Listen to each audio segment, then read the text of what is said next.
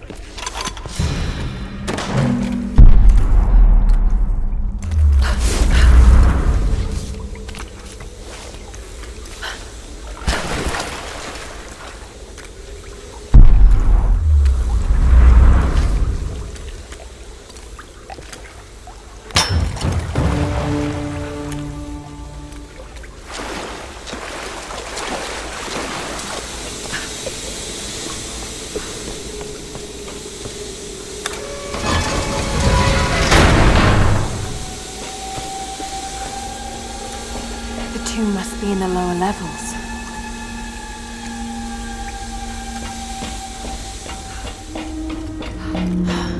That's where I need to go.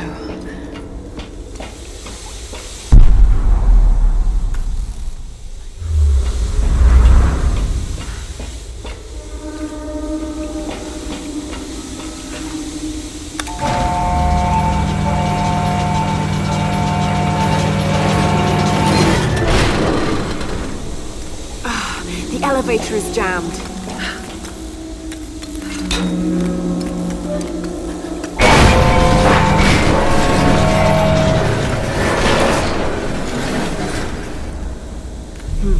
I'm on the right track. Just need to figure out a way to drop the elevator with more force.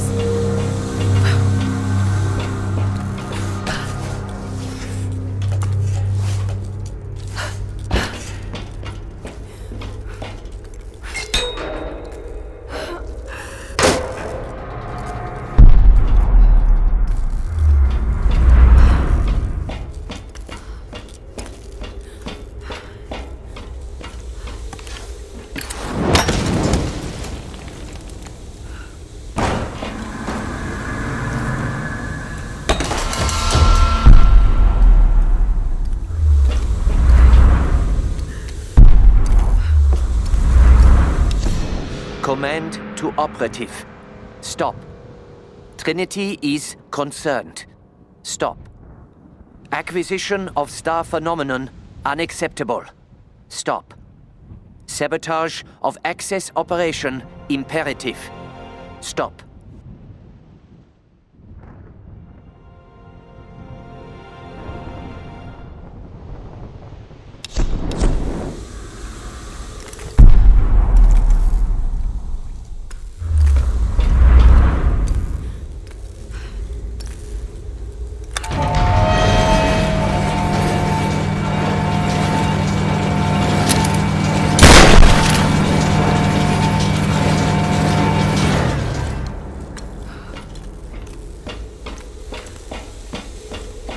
Just need to loosen 3 more and that elevator will fall.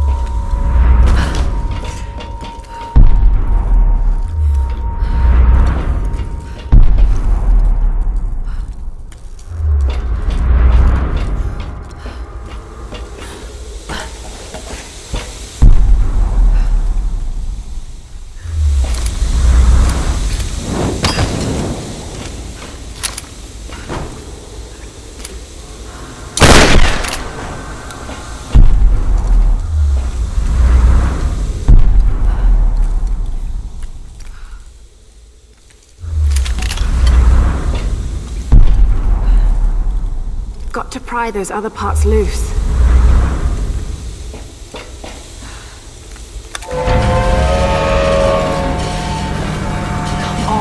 Come on.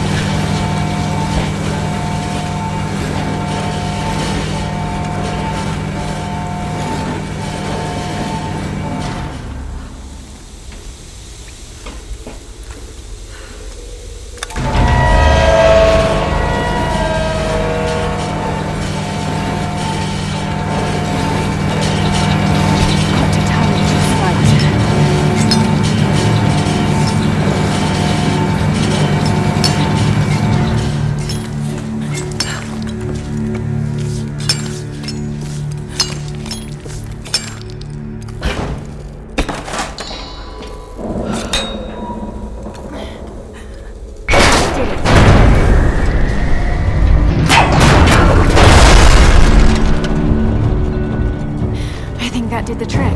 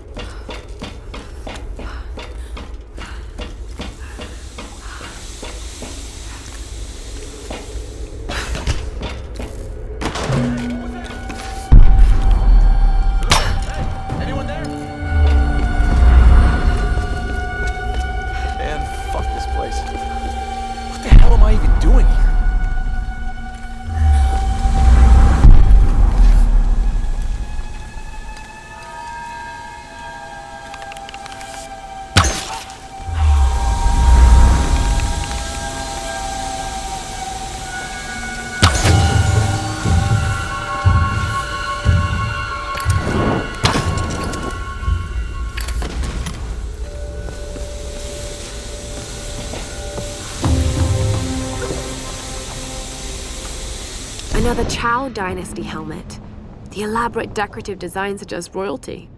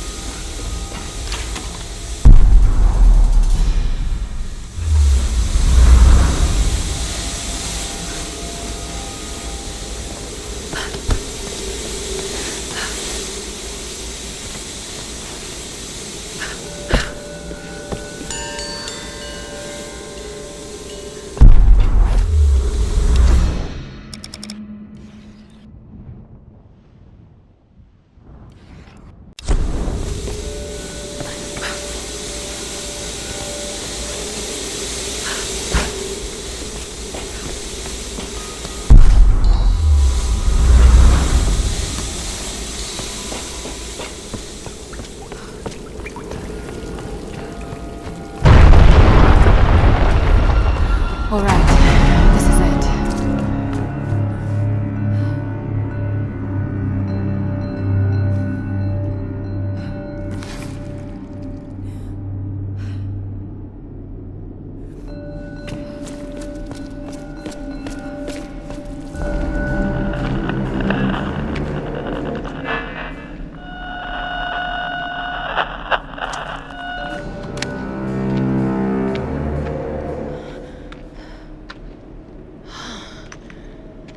These figures, warriors, they're in Himiko's tomb.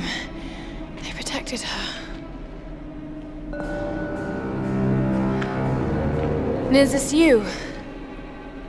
Were you some kind of general?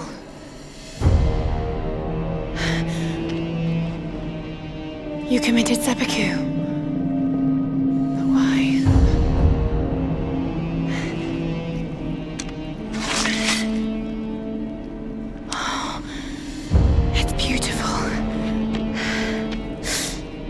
Still sharp.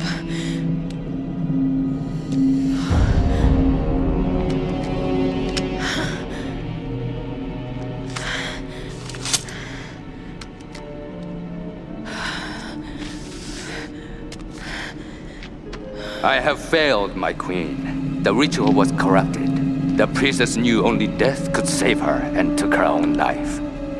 Now the first and last queen lives a half-life, a soul in a decaying body.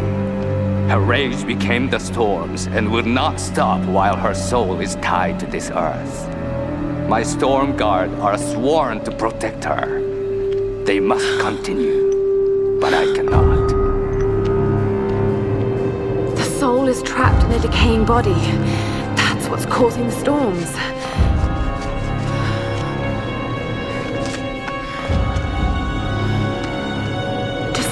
storms, we need to destroy the body in the ritual chamber. How the hell am I going to convince the others?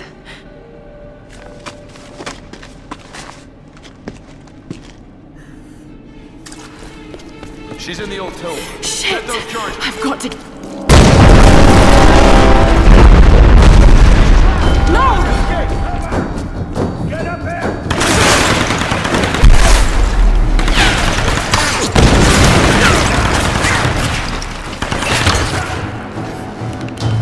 Someone get around her! Taking fire!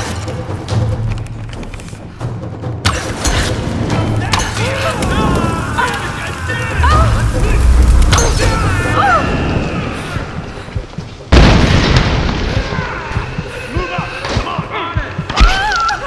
Get down!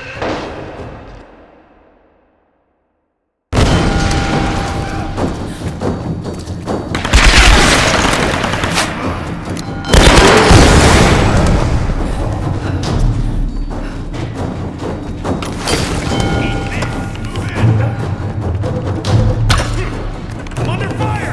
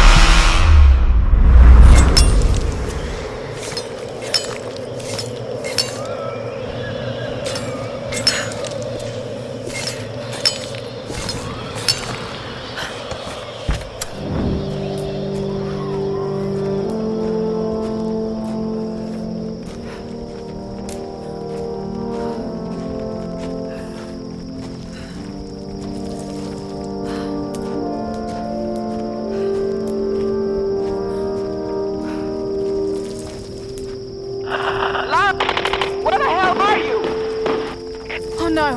What's happening? We're under attack! We need help! Damn it! No!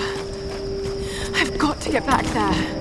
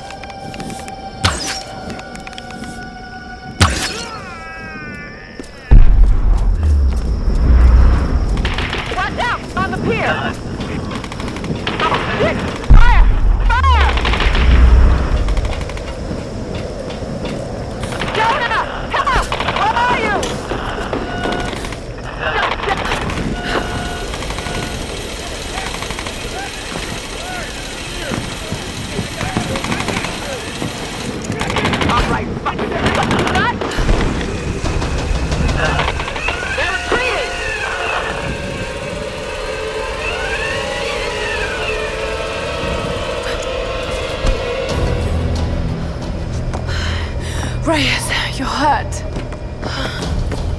Here. Thanks. Seriously, I thought that was it for me. There's no sign of him. What happened? During the attack, Whitman took Sam and they disappeared. He's taken her back to Matthias. We should have listened. I should have listened. So what's the next move? The boat's fixed now. We should get help. I bet they thought that too. Look, you were right about Whitman, You've but... seen the storms. They target any craft that comes near. There were scientists here during World War II, and they believed the storms were controlled by something in a ritual chamber near the monastery. Look, I don't have all the answers, but Sam being taken, I know it's linked. And if we try to leave here without understanding why, then we'll all die. Just like the pilots. Just like Roth. Look. Whatever's happening here, Lara deserves a shot. We can't go back to their stronghold. It'd be suicide. They won't take her there. They'll take her to the ritual chamber. We can use this inlet to get closer. Look, I know you want to get home to your daughter. Believe me, I do. But the fight's not over yet. I'm not asking you to believe, Reyes. I'm asking you to trust. Okay. Let's get this thing in the water.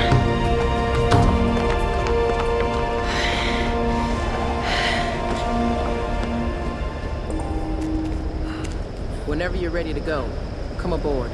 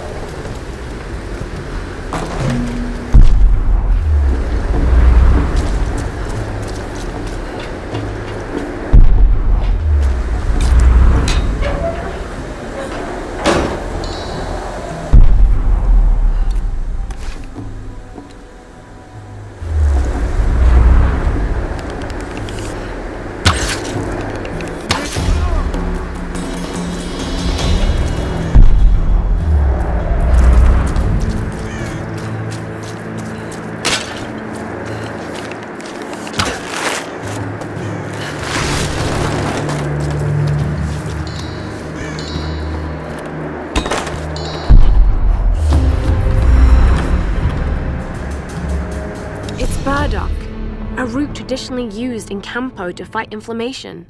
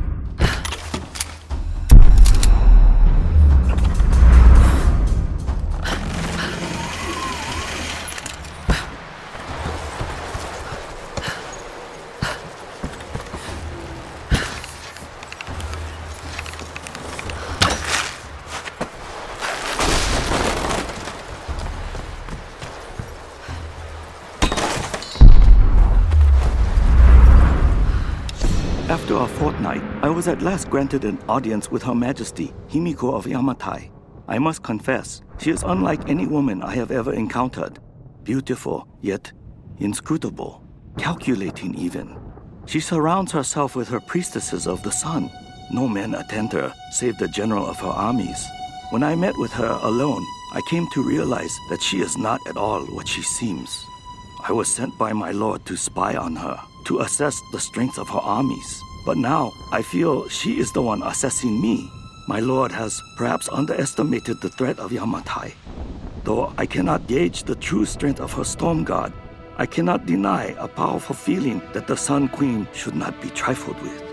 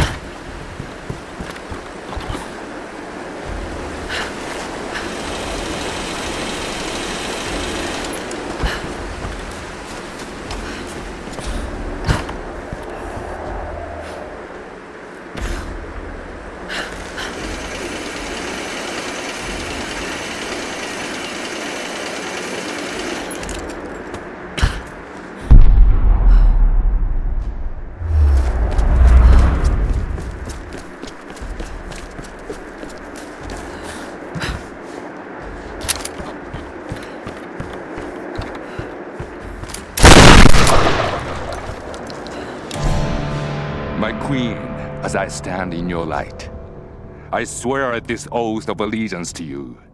As your first storm guard and general of your armies, I will serve you unconditionally and protect the lands of Yamatai and all your people. I will stand at your side for the remainder of my days, relinquishing my post only at your command.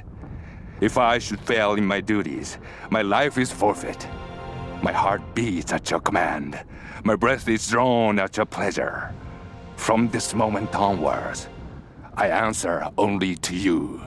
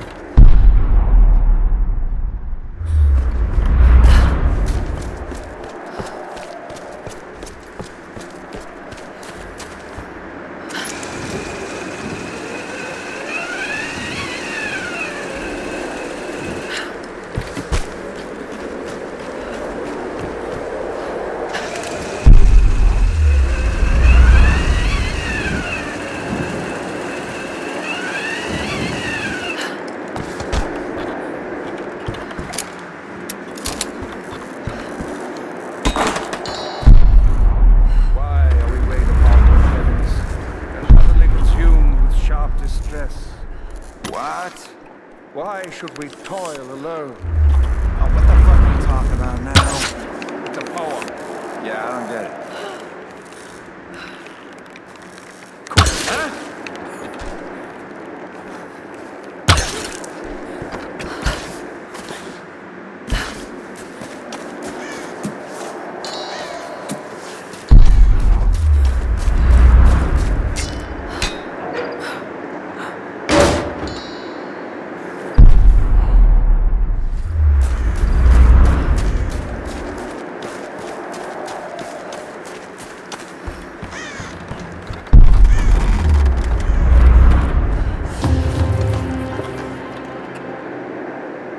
American soldiers would never have left these behind. I don't think any of them made it out of here alive.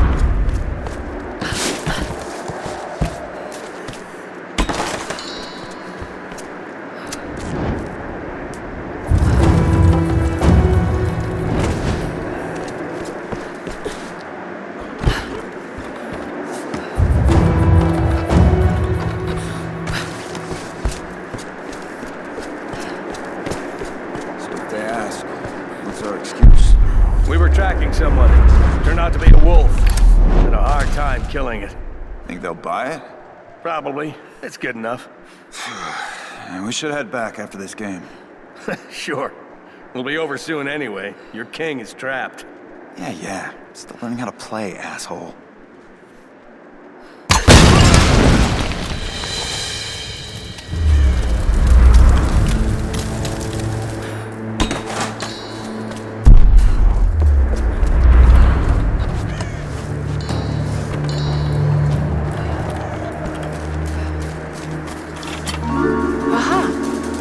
There's a note inside.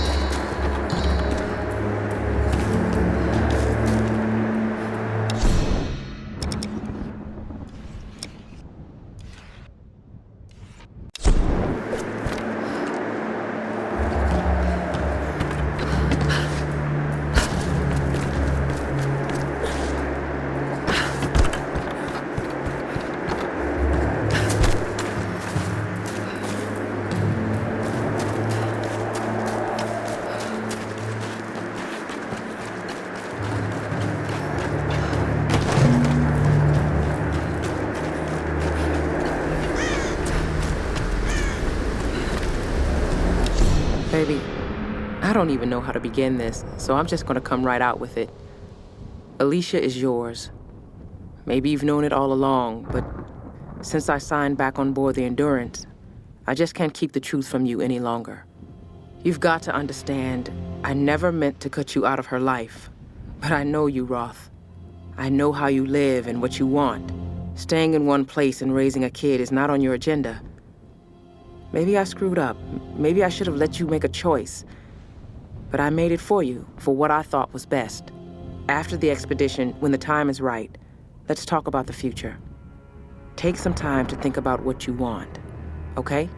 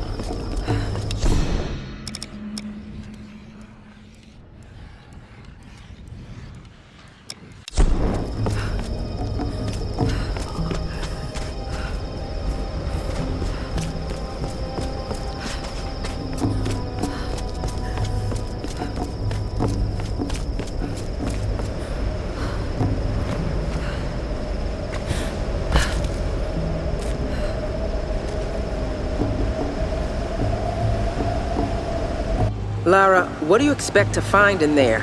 Do you really want to know? No, but you should tell me anyway.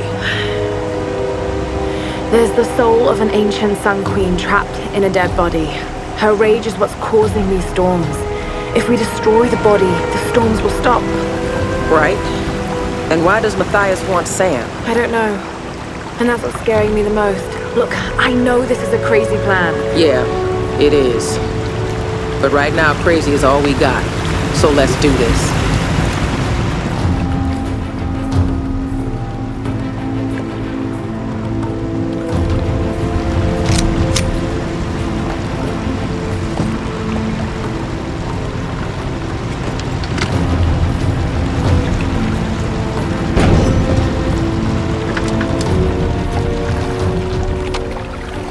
All right. Let's go. No. I'll need you and Reyes to guard the main entrance while I go in after Sam. You're going in there alone? More people means more danger of being spotted. I need you here taking out as many of those bastards as you can. It won't just be the Solari either. There'll be others. Samurai, the Queen's Storm Guard. Look, anything that's not me or Sam, shoot it. My little bird. This isn't goodbye. I'm not gonna say goodbye. We got your back, Laura.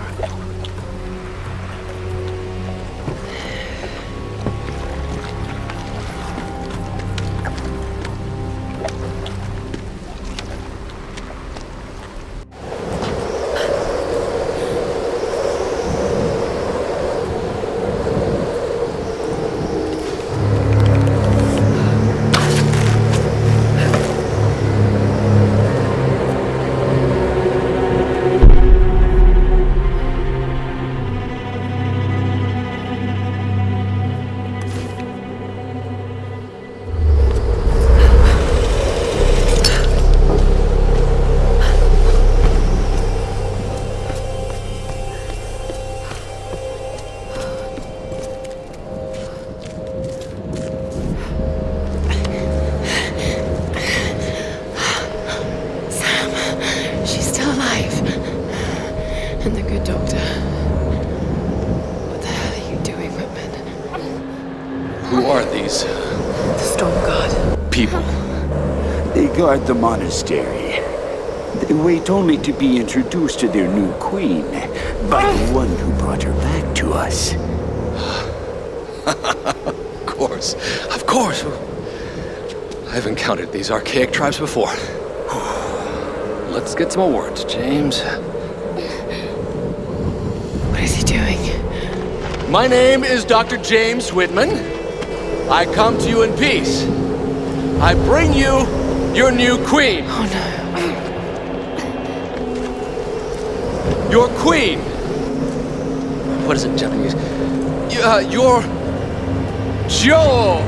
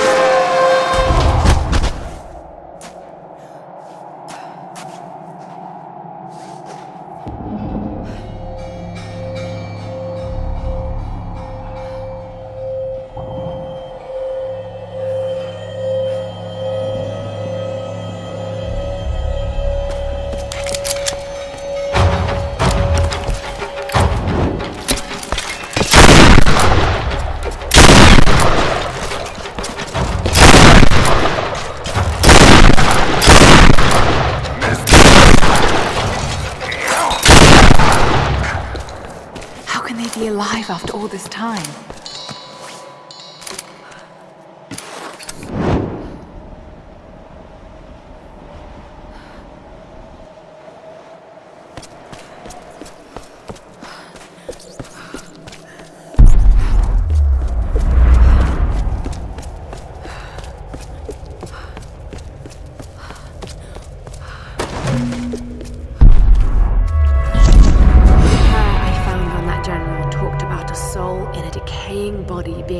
Of the storms. I know he must be talking about the last Sun Queen, but I don't understand what Himiko has to do with this. She was the first queen. Somehow Matthias thinks Sam's connected, and that can't be good. Damn you, Whitman, you'll do anything for a story. I know the answer is inside that ritual chamber, but getting to it won't be easy. The Storm Guard are devoted to guarding it. I know I have to do this. But I'm so scared of what I'm going to find in there.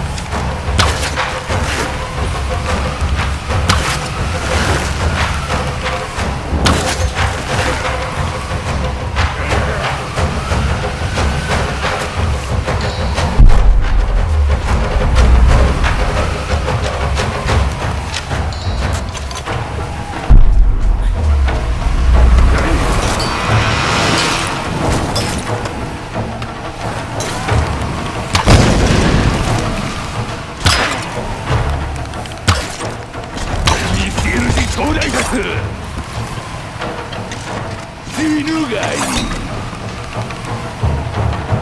誰神戸を晒してくれる。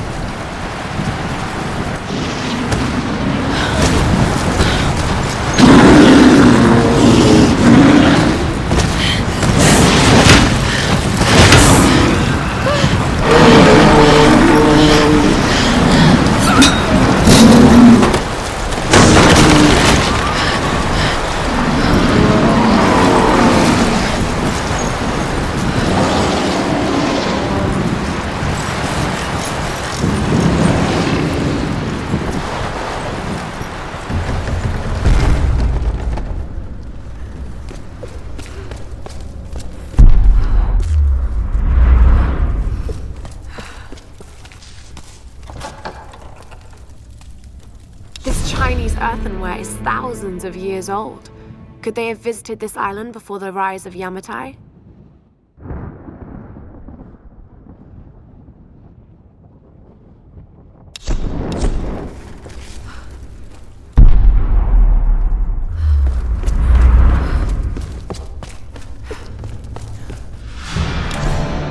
We never had a chance. They were waiting for us, hundreds of them. We never even made it to the sacred chamber. From the beginning, we were doomed. And now I wait for my ancestors to take me. I can hear them. The Oni are killing my brothers, eating them, consuming their souls. So much death. I'm last one. What is my fate? Will I become one of them? Ancestors, hear me. Please, take me away from this, before the Oni come for me. Please, take me to the afterlife. Let me die in peace.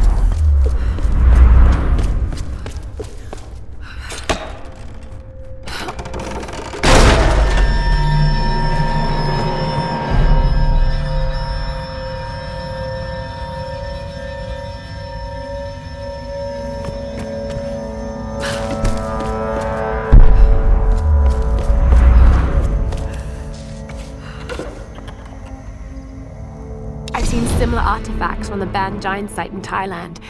How did this get all the way to Yamatai?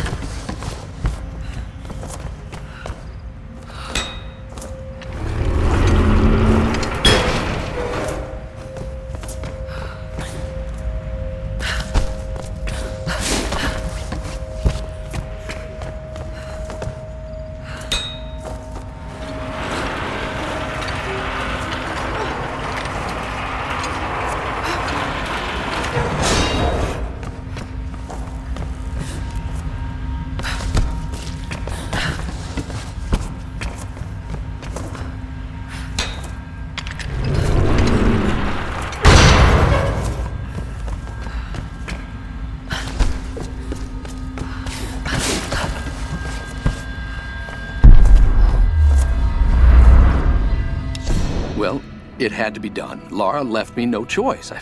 If I thought she could play the game, I might have let her in on my plan, but she doesn't have the grit for this business. She isn't ruthless enough, and this discovery has to be mine. I've crossed the line. It won't look good, so as unfortunate as it may be, she can't make it off this island. None of them can. And whatever happens with Sam, it just makes this whole story all the more newsworthy. I don't think Matthias or his Solari can be reasoned with, so I'll need to slip away as soon as this ritual is completed.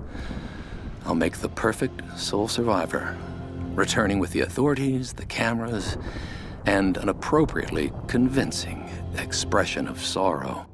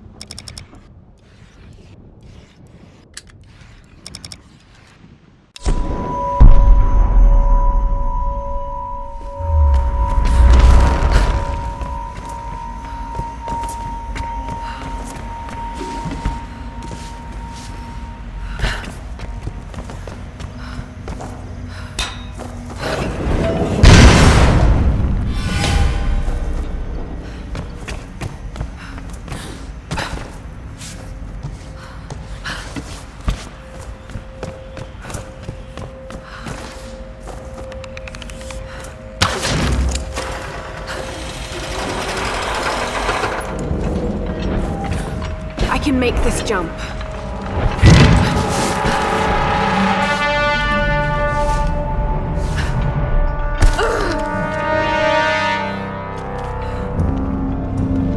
The Sun Queens.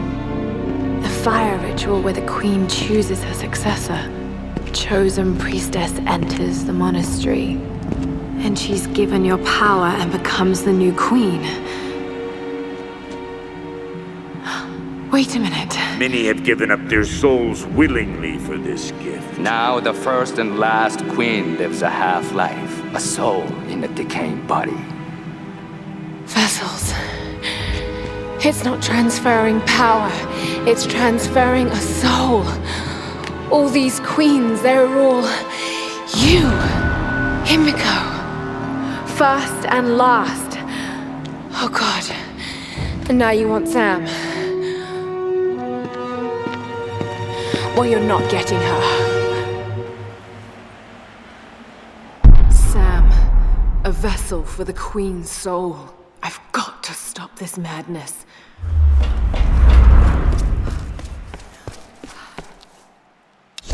I have no choice now but to meet my fate. Tonight, I climb the stairs to the Chamber of the Sun, but I will never submit to the ritual. I will not emerge queen. None will ever believe what I now know to be the truth. A twisted evil beyond imagining lives within the Sun Queen. An evil that hungers for more than just the land and seas of Yamatai. This madness cannot continue. So I go to the chamber, armed with the stolen dagger of her Stormguard general. By the time he realizes what I have done, it will be too late. For the sake of Yamatai and all the priestesses that would follow me, I must die.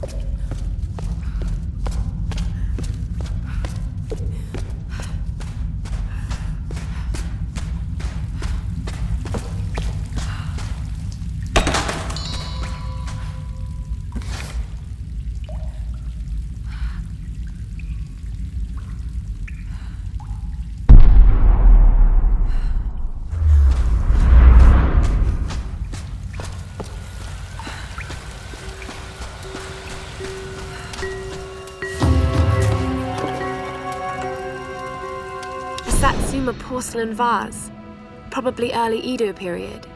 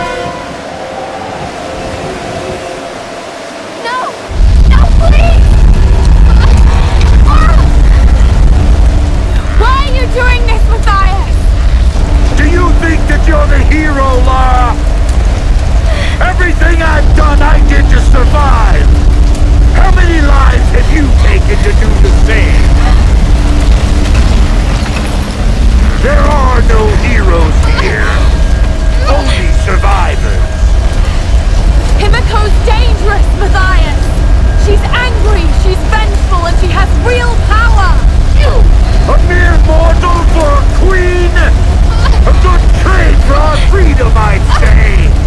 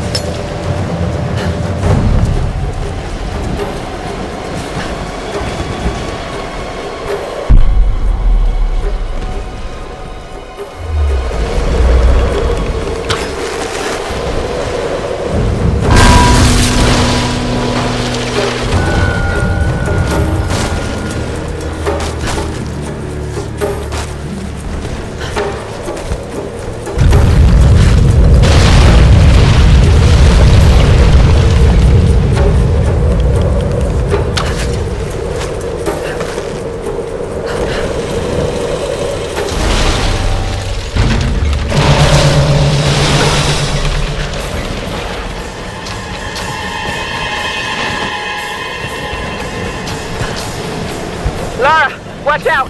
Those bastards are heading your way. We did everything we could to slow them down. Thanks, Reyes. Get to the boat. If I'm not back... We're not leaving without you. We'll be waiting.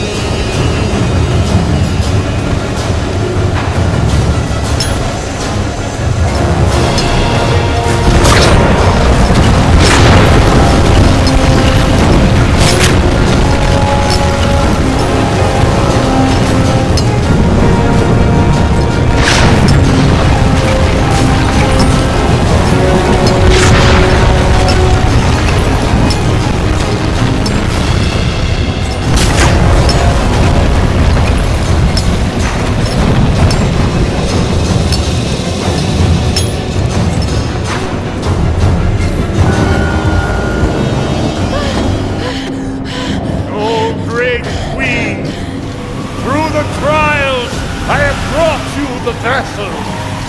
Pour forth and return to this mortal coil. Pour forth and be reborn. Pour forth and awaken.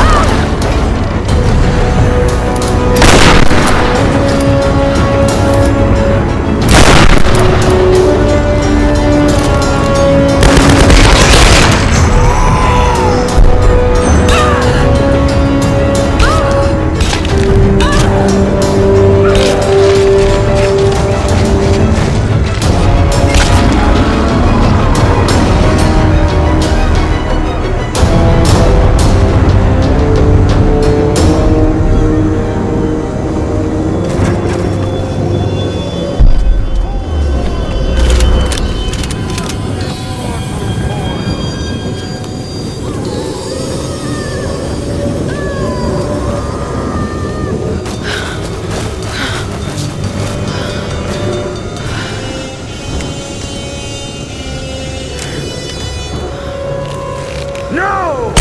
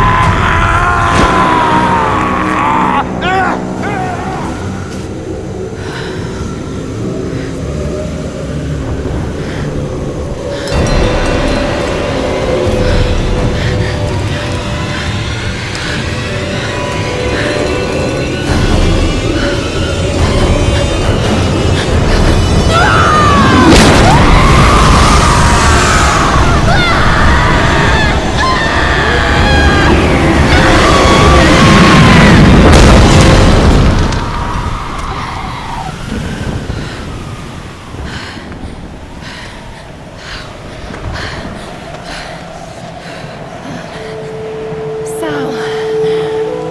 Oh, Sam. Thank God. Laura. What's happening?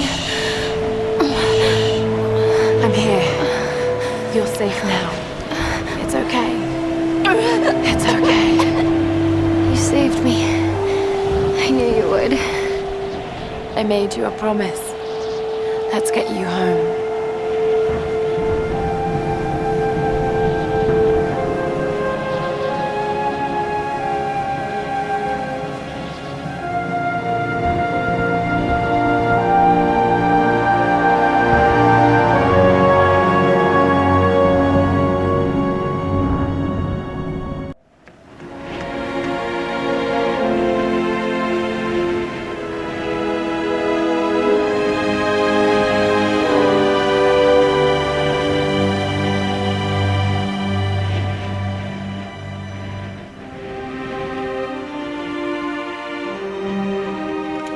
There's Lara! She's got Sam! She did it.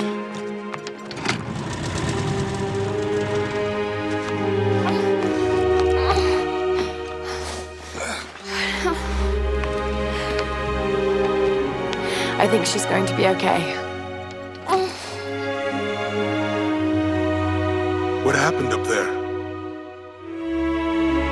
It's over. We can go now.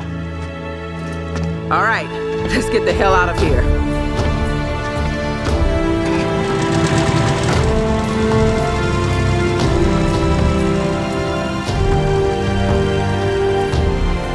I've been so blind, so naive.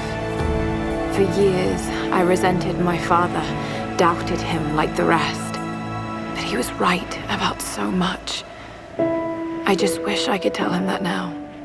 There are so many mysteries that I once dismissed as mere stories, but the line between our myths and truth is fragile and blurry. I need to find answers. I must understand.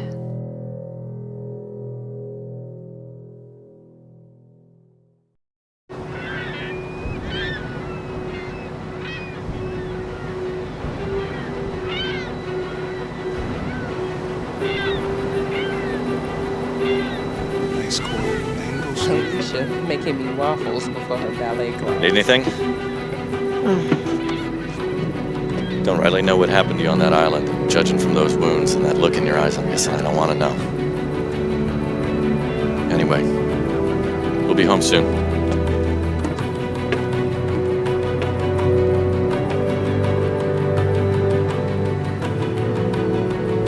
I'm not going home.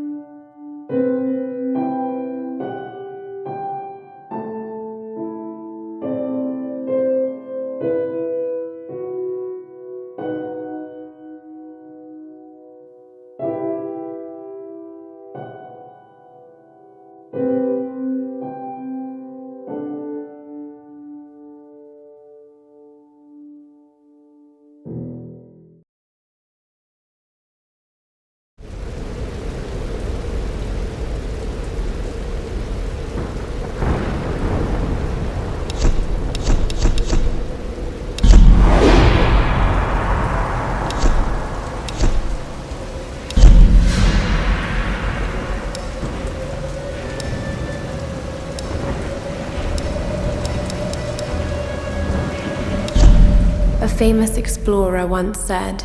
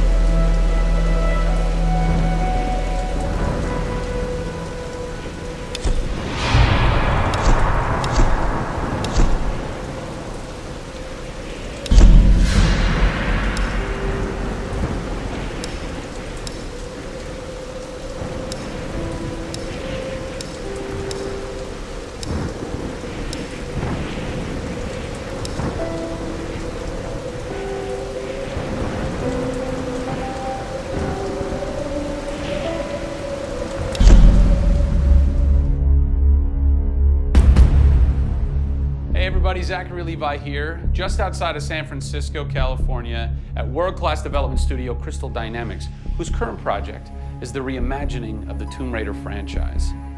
From now until the game launches, we're going to be hopping around the globe, bringing you exclusive first looks at some of the key ingredients that are shaping and creating this world. First stop, Digital Domain, Los Angeles, California, to meet one of the most crucial pieces of the Tomb Raider puzzle, Lara Croft herself. I'm Zachary Levi, and these are the final hours of Tomb Raider.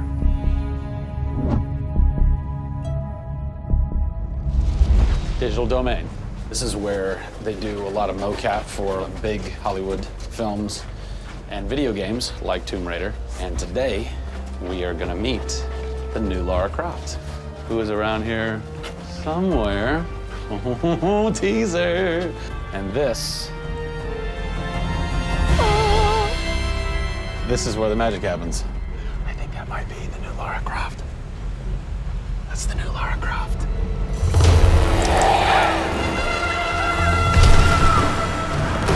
Since 1996, many actors have played the part of Lara Croft, but for the reboot of this franchise, the team conducted an exhaustive international search for someone who could bring a whole new level of emotion to a character who's become so familiar.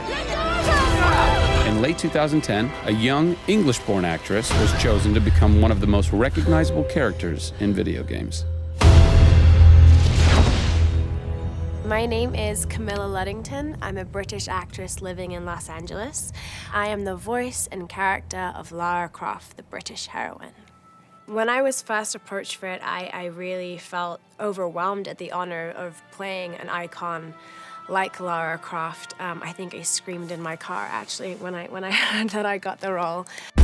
Lara Croft, one of the most iconic female characters in all of gaming.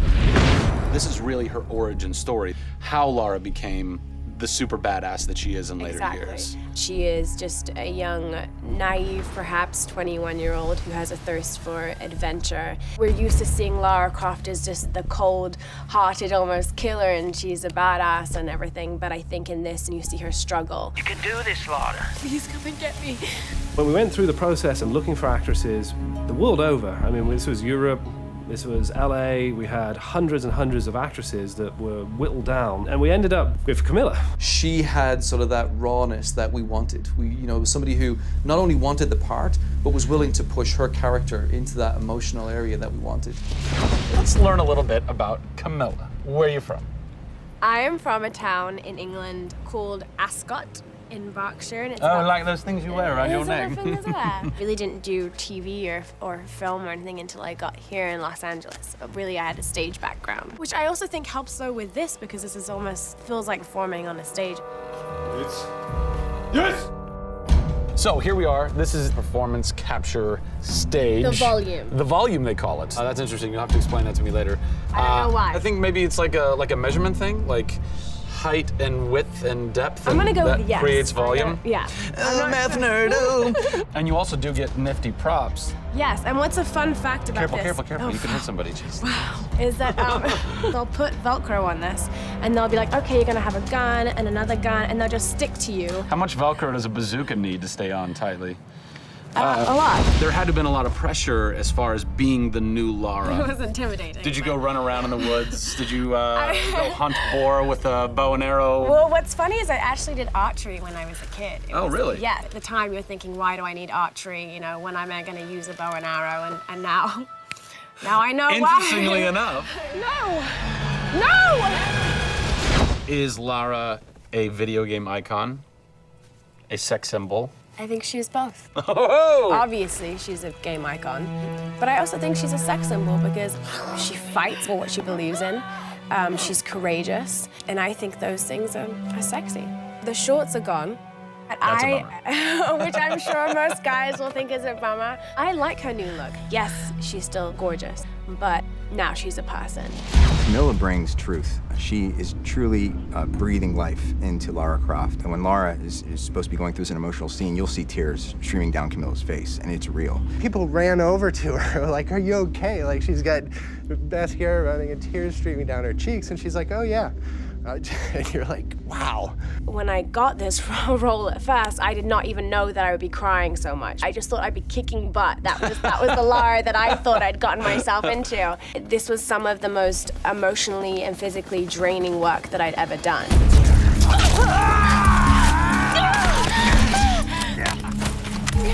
This is the very first time I get to see this.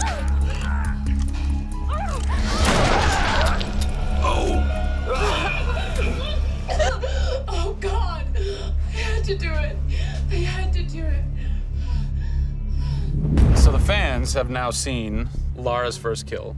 What was that moment for you like? Intense, for sure. Probably one of the hardest things to film. She has to fight for her life. It's fascinating how she reacts to that. You know, she doesn't just walk away from that first kill. It really gets to her, and you see her become Lara Croft. Camilla Luddington is our new Lara Croft. Strong, spunky, gorgeous, brave. How did she get so brave? Excellent question. We're going to cover that in our next installment when we sit down with the writers who crafted the origin story of Lara Croft. Don't miss it.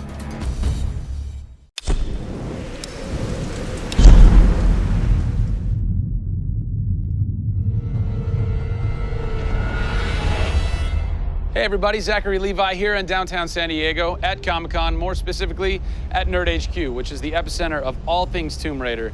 The anticipation is building as the team from Crystal Dynamics continues to say that this could be the game of their careers. Today we're going to dig a little bit deeper into the story with some of the key writers and designers who are brave enough to tackle the origin stories of Lara Croft. These are the final hours of Tomb Raider.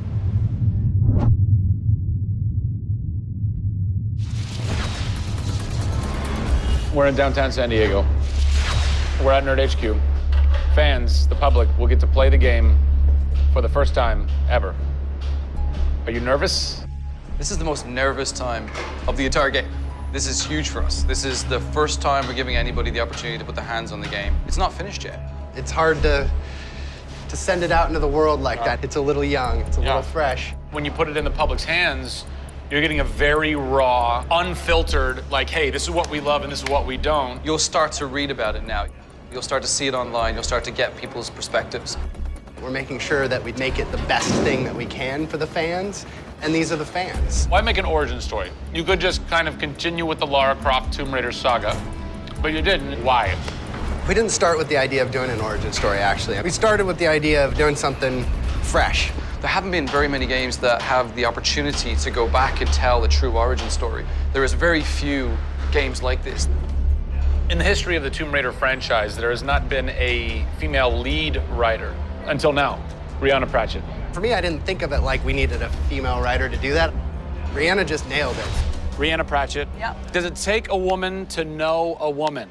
It probably helps, but I don't kind of think about it as much as everyone else does. I tend to think of myself as being a writer first. There is some of me in her, absolutely. She's very bookish, she's very in her head. I went to public school, I actually learned archery. Camilla did as well, I heard. We bring up our ladies properly. And I genuinely studied Egyptology. I wanted to be an Egyptologist. No way. You know, I've always been a huge fan of kick-ass females. I mean, I grew up on Terminator and Aliens. Yeah. You know, fighting aliens in the future. I thought that was what girls did.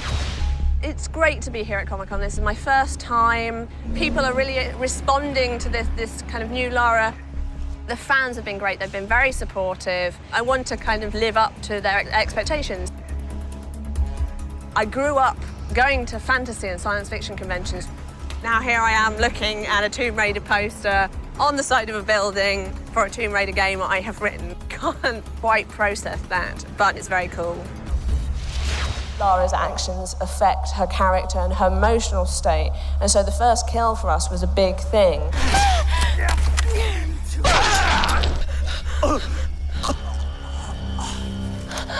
It's not comfortable to watch, and it shouldn't be. Oh, God! And it is about picking yourself up, despite the fact that you're scared. You can't have bravery without fear. In video games, you're kind of tweaking all the way down to delivery. Yeah. Blessing or curse. Games development can be quite harsh on narrative. You know, you can lose levels or characters. You have to be amazingly flexible. When is the script finally finished?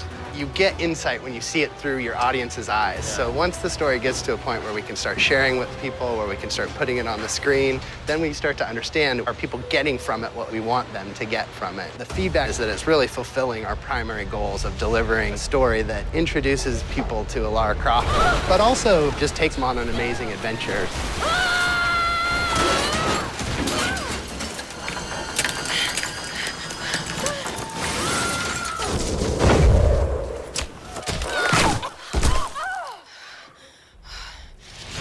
John Stafford, you're kind of the dialogue typist, word monkey. The words that you've been speaking for so long. Yes. From this everything man. that I've been through that's been extremely emotionally draining and painful, I have him to blame for. So we'll have words later about it. What were the challenges stepping into the heart and mind of a character like Lara Croft, who we've known for quite some time? Yes. Players' expectation is. You want to just jump right in, guns blazing? Controller, I'm awesome. I'm awesome. We want that. That's what video games basically allow Seriously, gamers right? to feel. I am awesome. Challenge for me is to show her vulnerable. We're shipwrecked on an island inside the Dragon's Triangle. Still have a very playable game, but also show real emotional character. It's very difficult to do that in game. Please come and get me. You can do this, Lara. When you have really extreme circumstances, you have really extreme emotions. What the hell? Can't hide from me, outsider! It's all about her survival. She's basically willing to do whatever it takes. There's people trying to kill you. Things are really extreme. Listen, I'm gonna get you out of there. I promise. I promise. I didn't want any lines to sound gamey. There was a good collaboration of making sure that really that didn't happen. That's very difficult writing. How do you write a line that isn't just like, I should go there? Yeah. That's. I bet there's something hidden in that crate. I want you to love this game in a way that really feels like the first time you played it, but do it in a way that people have never seen before. For me, it's crazy not to look at this as an opportunity to really start that dialogue. This is the game of our careers. This truly is the first time to sort of say, okay, this is it. Well, now that we know a bit more about what it takes to reimagine an icon from the ground up, we're headed east to go behind the sounds of Lara's journey. A journey that is heightened and shaped by cinematic score and sound design. I hope to see you on the next episode when we talk to who's behind what we're hearing in Tomb Raider.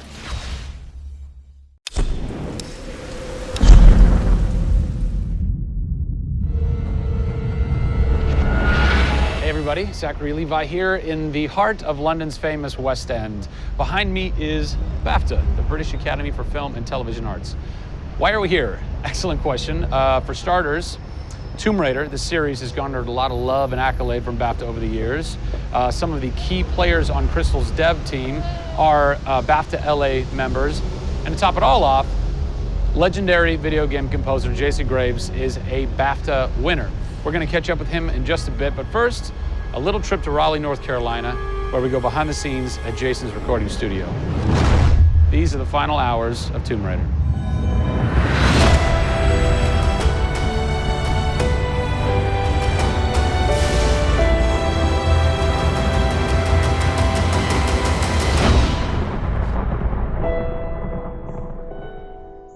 First thing we did was the theme. There have been many composers in the games or the films, but they've always used the original theme. They said, we want to start with a clean slate, new theme. I did it on piano, very simple. I was really scared just to send it because I'm like, I don't know, I think this really works, I think I like it. We ended up taking that exact theme. The first demo I sent was on the first trailer. That exact same arrangement.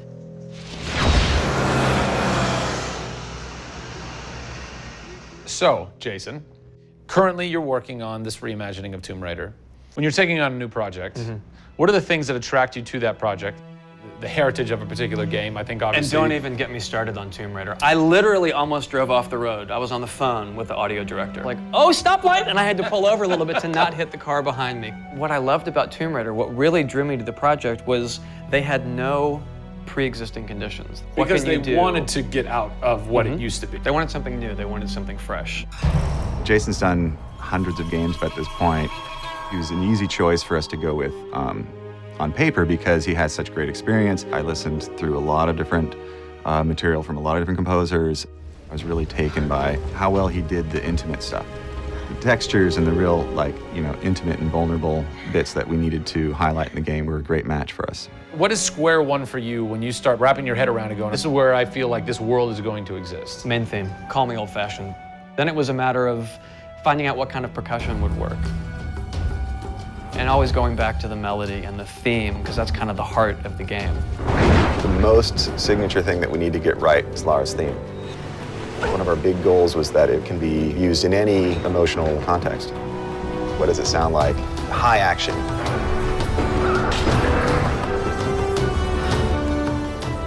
What does it sound like when she's in pain?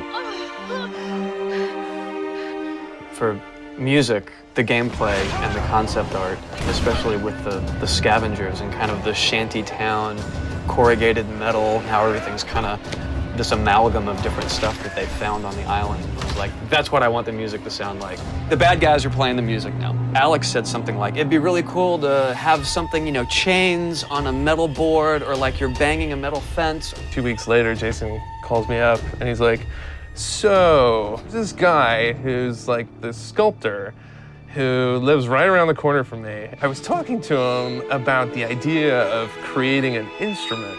And I'm like, that sounds completely insane. We have to do that. Tackling the score to one of the most iconic franchises in the world brought a unique challenge. How best to capture the emotional timbre of the characters and island in music? People, I give you the instrument.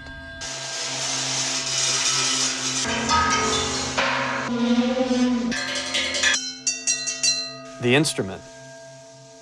I was going to let Matt determine the aesthetics. I was really only concerned about the sounds that the sculpture was going to make. Matt built this, which looks pretty much exactly like Laura's original homemade bow in the game. There's different timbres based on different materials, metal, glass. It's a direct line from the plot, the characters, the story, the environment, straight to the sculpture. We always wanted the island to have that character in itself. Creating an instrument gave it this unique identity. It's got a voice. Yeah. The very beginning of the game is nothing but the instrument.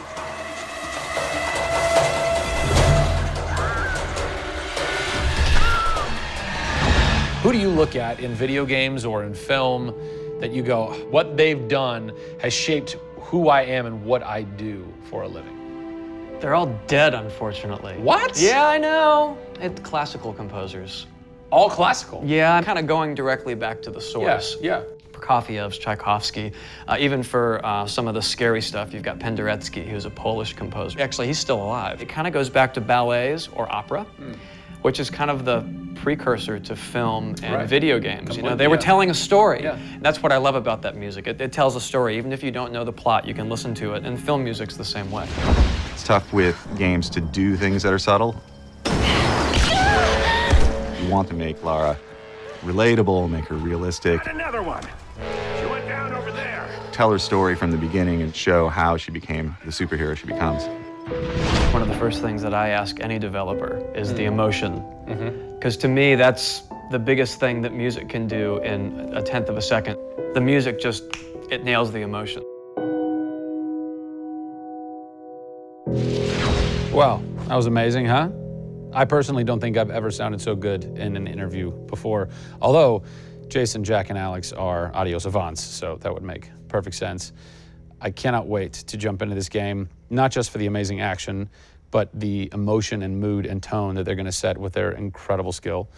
Tune in next time for a special secret announcement that is going to change the way you play Tomb Raider forever. See you soon.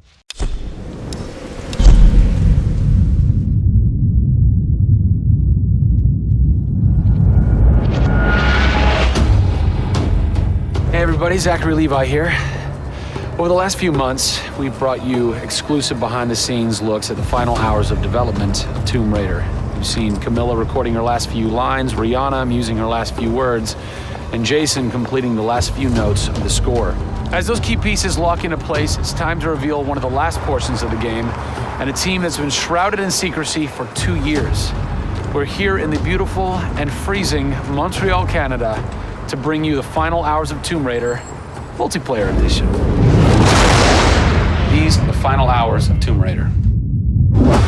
Welcome to yet another world-class studio in the Square Enix portfolio, Eidos Montreal, home of the multi-award-winning game Deus Ex. Locked away in one of the far corners of this studio is a team of experienced, passionate professionals who have been specially brought together to create the first ever multiplayer component to the Tomb Raider universe. Let's meet the team behind the vision, direction, and decisions, and hopefully get a chance to play a few rounds. Here we are at Eidos Montreal. Before we get into why we're here, Carl, you now have an amazing stash, my friend. What is the impetus behind this? As a studio, we've been participating in Movember. A good friend of mine, JJ Owens, works for Movember in LA. And we set up the gaming challenge, and we brought studios from all around the world together. I think so far we've raised somewhere in the region of $140,000, $150,000. Well done. Been a big success, although my wife doesn't necessarily always approve. She hates it? Oh, my wife wakes up in the She morning. says that she hates it. She secretly loves it. What were some of the factors that led to a multiplayer facet to this new Tomb Raider? When we started developing sort of our vision for reimagining Tomb Raider, on paper, it was all about single player. And as we started to build that world out, we had the island, we had the Solari, the scavengers. We started to realize that we had this canvas. Great warring factions, great landscapes. Yeah, we had all these really awesome places where it was all about traversal and single player. When we started looking at that, we thought, wow, well, what about multiplayer? Part of the genesis of that was Lara Croft and the Guardian of Light that kind of cracked open a door to lead you guys into the multiplayer into here at Eidos Montreal. Guardian Light was a downloadable, a smaller scale project, and that allowed us to sort of take the risks that we wouldn't necessarily take on a full-blown project. Guardian of Light was our Pixar short. It's the idea that whilst you're building your big project, you're always thinking about that next thing, but also allowed us to be able to start understanding co-oping and networking. It was a game that actually brought Tomb Raider fans together for one of the very first times. You hear them in their ear and they were having fun. And as a result of that, that led to us thinking about multiplayer. Hopefully our single-player experience we're delivering is a very sort of single-player, solitary, immersive type of experience. But at the same time, we believed tomb raiding together with friends would be fun. Tomb raiding, I think that's the first time I've ever heard that term. I like that. It's fun. You know, axe climbing and zip lining and the traversal that we get in there and the traps. For me, it was very sad to have that catch-22 of it would be great to do this in multiplayer, but we just can't split our resources like that. And that's how Eidos Montreal came about. We had staffed up our team to develop a single player. Everybody was gelling together really well, and it wasn't something that we wanted to just bolt on. We always said if we were going to do it, we're going to do it right. If you could have a fan play the multiplayer for the first time, what do you want them saying? For me, they're kind of different moods. It's not like I do one or the other. It's kind of like sometimes I turn down the lights and just play that single player experience. And other times I want to just jump in and have fun and start killing fools. Joe Curry, producer of multiplayer on Tomb Raider. It's the first time Tomb Raider has ever incorporated multiplayer, and you're in charge of that. Yeah. What's running through your mind when you get that call? Well, first off, exciting, right? I mean, we're all huge fans of Tomb Raider on the team. I mean, we grew up with Lara Croft. But when we spoke to Crystal, like, we want to do multiplayer, and we're thinking, how do you do that? It's always been Lara's story. You've been in charge of creating the first ever Lara Croft Tomb Raider. No pressure. Multiplayer. No pressure, Zach. Thank you. What are some of the main pillars that you brought over from the single player to the multiplayer to make those two worlds cohesive? The element that really stuck out was survival. Group surviving together. Right. But then traversal, the ability to go up and down and kind of everywhere in a level. The weapons, you know, the characters. What did you guys have to tweak in order to create an engaging multiplayer experience that wouldn't necessarily work with the pieces that were in play with the single player experience? One example is the bow. Especially in the reboot, it's so iconic that we had to make it work for multiplayer. You have a certain forgiveness when you play single player. Multiplayer, players expect snappiness. I shoot you, I expect you to go down, or you can just do what I do, which is take out the biggest gun and just run for them and shoot them out. The environment itself can be a threat. The Solari, you know, the guys that are on the island have had a chance to prepare traps. We've got things like an ammo box that looks like an ammo box, but it's really an explosive device.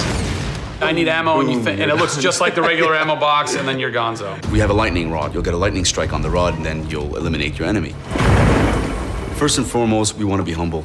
We want players to just have a really memorable experience. I had fun doing this. Do you remember when we set that trap? Moments that the players will come back to and talk about experiences that they've had for themselves, not necessarily the game offering them experiences. Absolutely.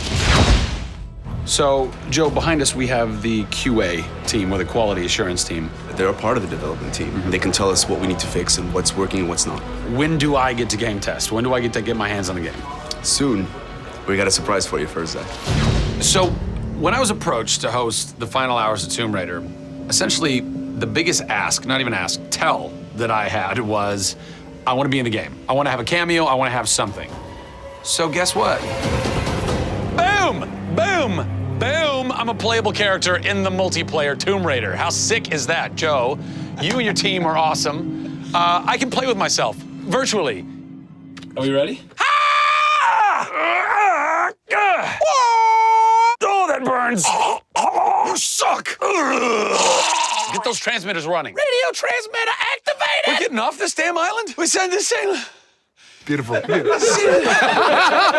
I would like to try and kick your butt as me in this map right now. Should we try it? All right. Bring it. Let's do it. It's happening right now. Oh, nice! Was that one of my traps? That was one of your traps. Yeah! These movie traps are really fun. I mean, they're really, really fun. Yeah! Don't worry about it. Just because you made the game and I beat it. As you can see from the people and passion here at Eidos Montreal, this isn't just some add-on. They're devoting themselves to making this an experience in keeping with the feeling of single player. Familiar, yet different. Coming up in the final 2 episodes of our series, we go back to the home of Lara Croft.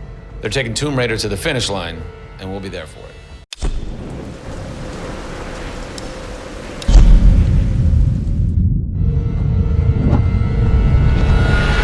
Hey everybody, Zachary Levi here, again for the final time, back full circle in Redwood City. Behind me, inside, critics and fans alike are getting some hands-on experience, an hour's worth of gameplay of pre-release code. Simultaneously, the studio dev team is hard at work crunching, optimizing, and polishing all the last little bits of code for what we will all come to know and love as the new Tomb Raider. It's a culmination of everything, and the clock is ticking. These are the final hours of Tomb Raider.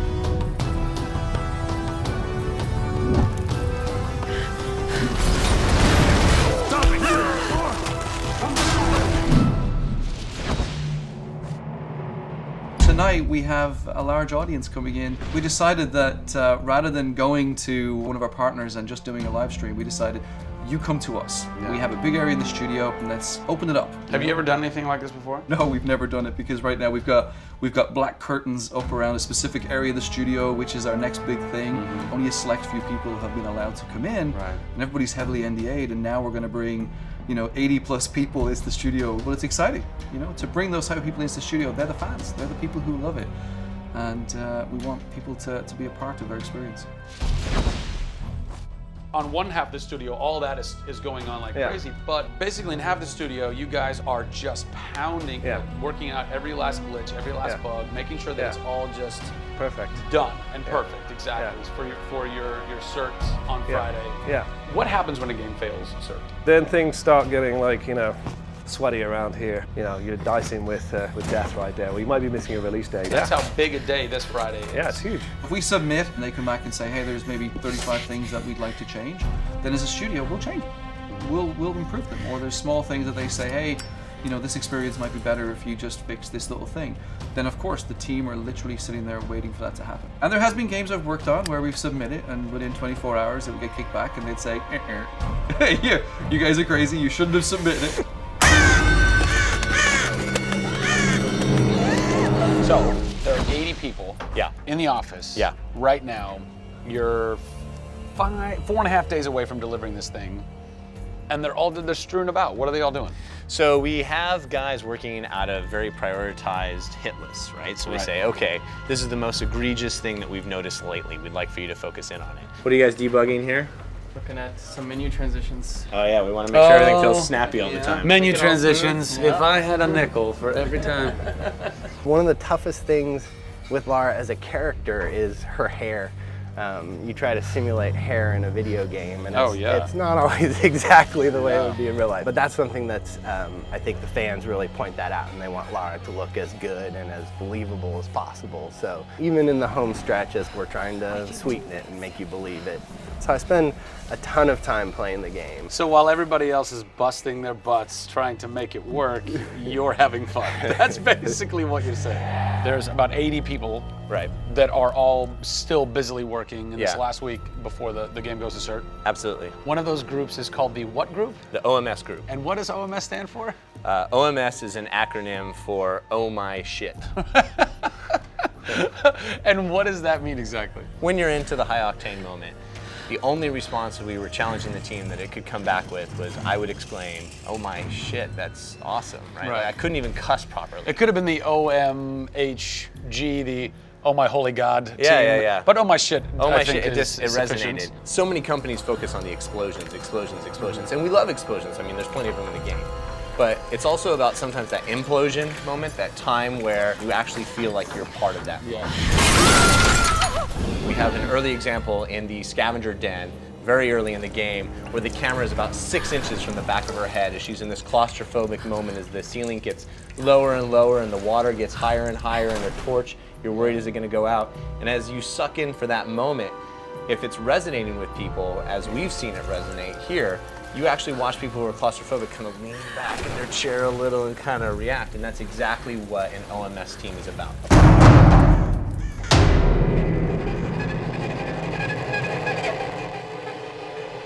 You feel confident that in 4 days, in 4.5 days, this thing is like ready to ship and ready to rock and gonna blow people's minds? How about we look at that? I got a board that'll tell us. Oh yeah, where's your board? Right over here. I'm a stats guy, right? Okay. Like, it's gotta be like the McNamara version of reality, right? So, and getting things done, like it's very NORAD-like with the update on where we are with bug count. So we have the number of days that we wanna count down for, the priorities of what people are given against, and then an overview of how many things are remaining to be resolved per person. Carrie's got her work cut out for her. Come on, Carrie.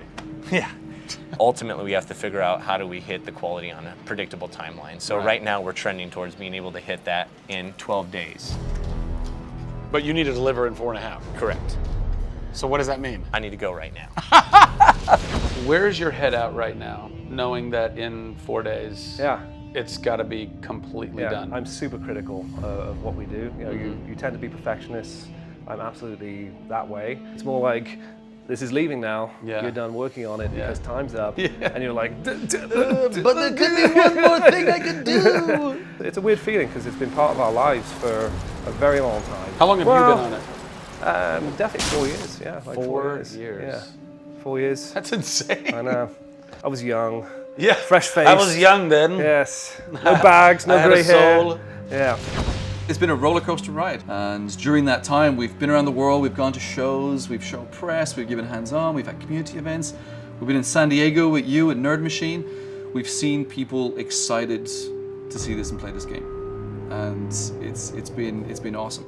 It's not just about Lara's arc, it's about the arc of people who've come in to the roles. You know, we've had people come in as animators and move up to the highest levels in their profession along these 4 years. So people have grown in these roles, families have expanded, kids have been born, but we're coming to a point now where we're, you know, probably 70, 80 plus days away from launch, and this phase has come to an end. You know, it's been awesome.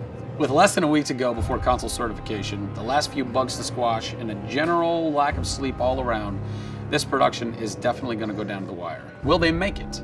Join us next time on the final hours of Tomb Raider to find out.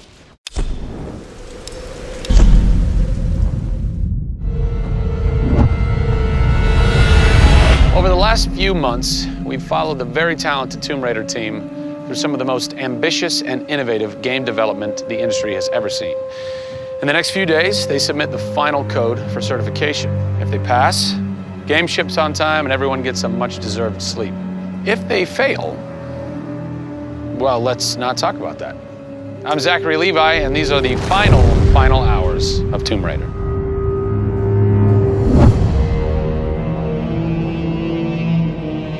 We've been around for 20 years at this point. Oh, wow. In this industry, that's crazy. Yeah. 20 years of games, and many times we've almost not made it, right? Through generation transitions, or you've had ups and downs in terms of games being released.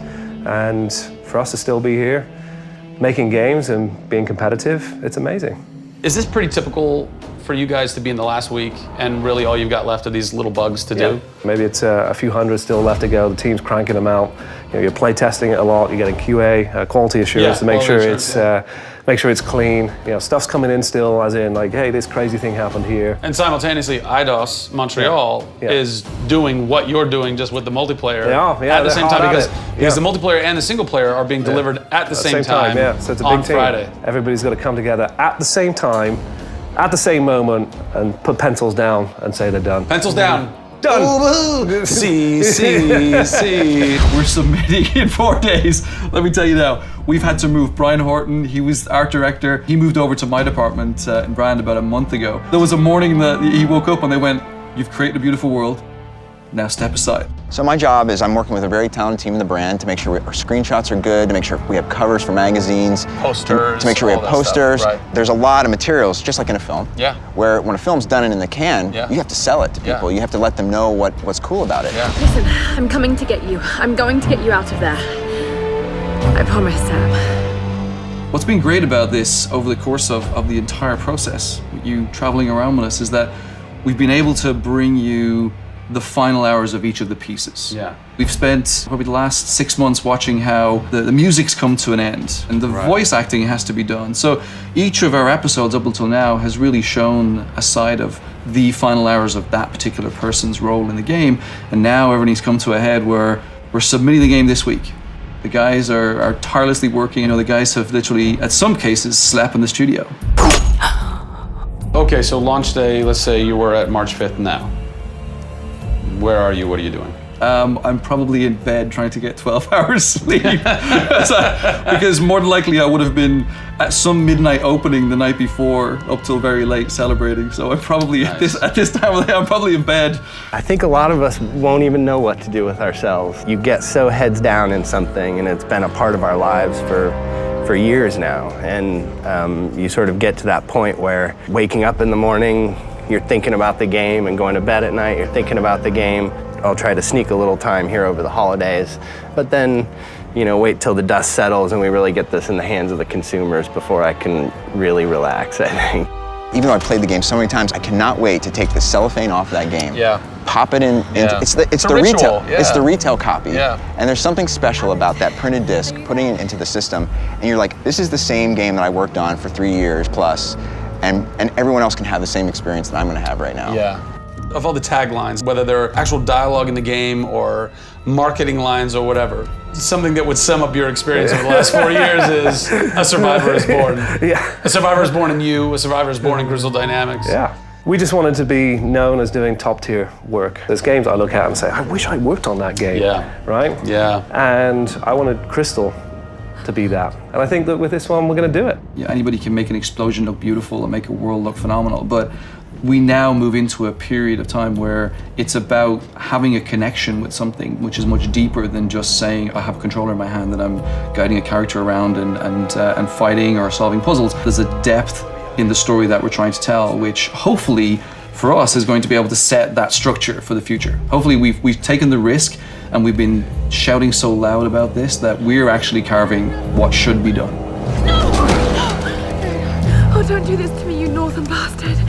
Are you excited? You nervous? I'm both excited and nervous, you know, because we've been masters of our own destiny up until this point, and now we're going to continue that right through to launch. And what's great is that from the very first presentation I gave with Daryl about here's the vision of the game, all the way through to the very first game sitting on a shelf on March 5th, we've been there for the ride. We've been on that journey. And then all of a sudden you reach March 5th and you're no longer there's millions of copies of your game out there, and they're in people's hands, and you're thinking, like, how are they playing it? Are they having fun?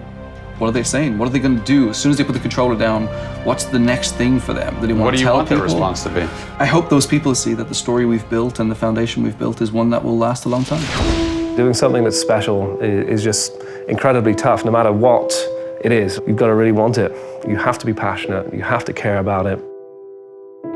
everybody realizes that this is the game of their career, and everybody wants to put as much time and energy into this as possible. We have a studio full of passionate people who have put their lives into making this thing happen. This is not just a game that we're just going to ship on March 5th and people will go, great, I've got another game to my credits. This is one where the team are going to look back and go, that was a journey. It's been an honor to be able to work on Tomb Raider, and long may it continue. I see this getting bigger and better over the next few years.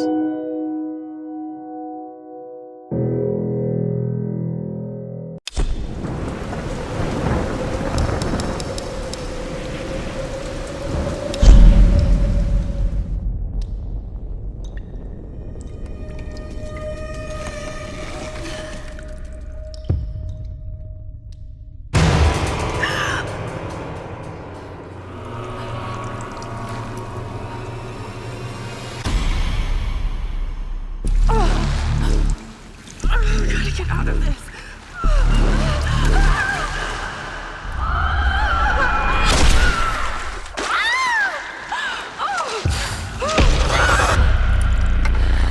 What is this place? Oh God, Steph. Need to find a way out.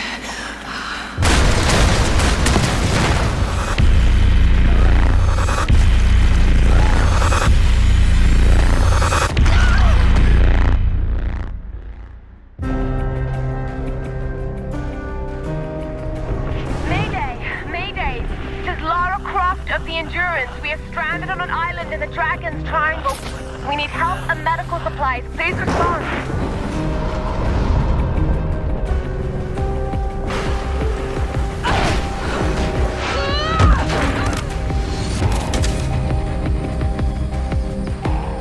Sorry. Lara! Roth! Please come and get me. Easy. We're regrouping at my location.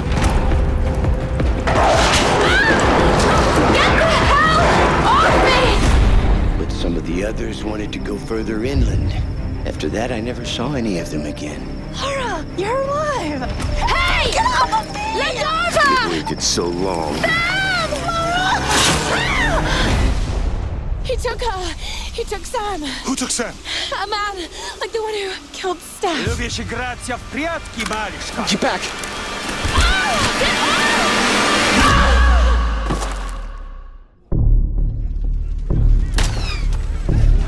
No one escapes. Out! Вылезай! I always find